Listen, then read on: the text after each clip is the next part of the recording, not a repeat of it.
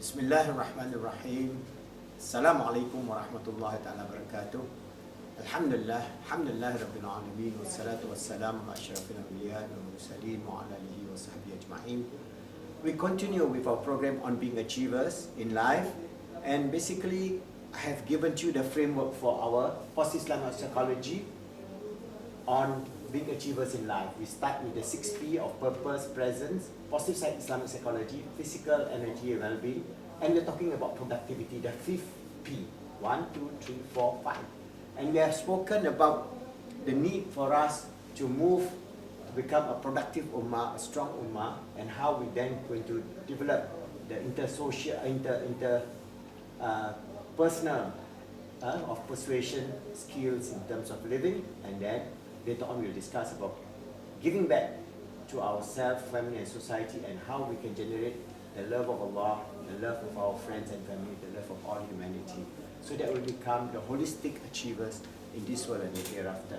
So I have discussed in quite some levels my experience while in Japan, where I learned about Kaizen, Gemba Kaizen, and Toyota production method, TPM, total productive maintenance, quality, and so on. So I became an expert in productivity. So inshallah, I can give you many tips on productivity. But let us start with understanding that we want to develop a productive ummah. We want to develop the younger generation that is transformative, that will be having the idea that they can change and become an ummah of strength. So we have to understand, first and foremost, that we have to embrace this idea of continuous improvement. That's why Kai, Zen means change, that is good. Kai, change, good. So good change continuously using all the capacity in terms of our mindset. This is where it differentiated the Japanese people versus, say for example, the Muslims of the 21st century. I mean, we have to really muhasabah and find out why. Okay, because when we understand that, then we know why they can use all the tools of science, of technology, of knowledge, but it starts with the mindset. So what are the mindset we are going to talk about so that they can implement this thing? We have to be a productive ummah by inculcating growth mindset. What do you mean by growth mindset? I give you the example of how the thinking of the Japanese people versus the thinking of the Muslims today. And this is, as I say, we have to do the muhasabah. For example, I explain to you in terms of how they always, everything is Kaizen, Kaizen, Kaizen. What is Kaizen? Continuously changing and improving, continuously changing and improving. So their mindset is always changing. They are innovative, creative, and always questioning why, how and what to do, and so on. So that I'll explain to you how the Socratic method of questioning is being used by the Japanese people, even on simple management tools like 5W, 2H. 5W and 2H means when, why, how, and so, and how much, and so on. So I'll explain that also in another video of how using just very basic tools that can be transformative, and it is not rocket science. It's something that is very simple. So this Kaizen mindset is what differentiates the Japanese people, say vis-a-vis our ummah today. What is our station of the ummah today? The station of our ummah today is very lowly. Why? We don't need to change. So our idea is there's no need to change.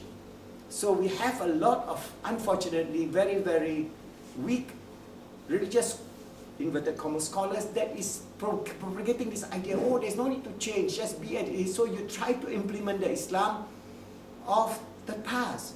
Whereas time and space change, culture change, situation change. So we Muslims must be able to have an active, proactive mindset, so that we need change. Not in the sense of the basic of the rules of Islam, but the substance and the depth of Islam must be manifested by the younger generation, so that we can be a stronger ummah, not a weaker ummah by change. So we have to remove this idea, oh, we don't need to change, you know, or whatever is the situation, leave it to Allah, we tawakkal on Allah. That is the mindset of those who are geared to fail in this world and maybe fail in the hereafter. So we have this idea that this religious scholar have a lot of followers and then teach their followers to be passive, to be negative, to be self-righteous, condemning others, to become kafir and so on. And that result in a weak ummah that we have today. So first, always have this growth mindset of wanting to change and remove this fixed mindset.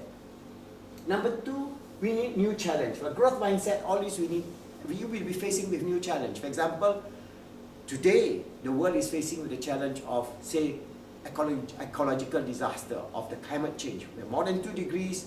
Now we're having fires, wildfires all over the world. All right, during summer it's extremely hot. During rainy season it's extremely rainy. So it's a short spurt and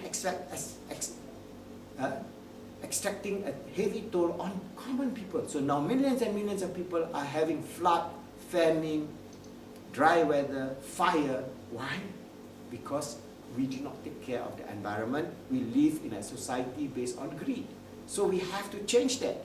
So we need new challenge for the Ummah in the sense that how we can lead the world to become a holistic community that is balanced, that we lead and we ask for Allah subhanahu wa ta'ala as our daily prayer, Rabbana atina fid dunya hasanah wa fil akhirati hasanah wa qina azabannar. That is our request. A good balanced life in this world and a good balanced life in the hereafter. So we have to change of the need by a lot of our people that we need to constantly praise them.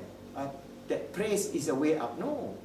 Praising somebody will lead them to become passive. Just because they have achieved a small achievement, you praise them, then they will not go for the higher achievement. Because this whole idea of praise, in the long term, is not positive. We can praise to a certain extent, but we must balance that praise with responsibility. And this is very important in positive Islamic psychology. We normally train our children to be self-actualized. And then we balance the praise with hard work.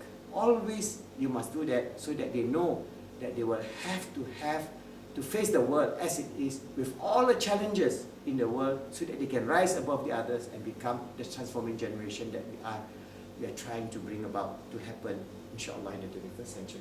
So what we need to do is, the growth mindset, we become self-actualized. Every one of our young people strive to do better and better and better, and they become self-actualized in whatever field, whatever area of expertise that they want to do.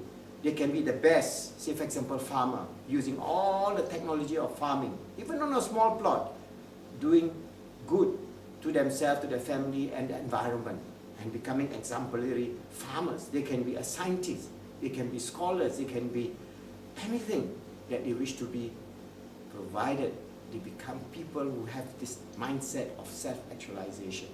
Okay, because according to Maslow hierarchy of need, that is the highest level, whereas in Islamic hierarchy of need, we have a higher level that is our spiritual fulfillment in this world and the hereafter. Alright? So we must remove this passive mindset that is killing the Ummah right now. It's sad to say, this is the majority of the Ummah now. Very passive, very reactive. Every time there is a situation, we become reactive. Or somebody do a cartoon on the Holy Prophet Muhammad SAW, we all start doing all kind of things. Reactive, passive. We react only to situation and we become easily angered, easily controlled, like sheep. Alright? So this is where I think we have to remove this idea.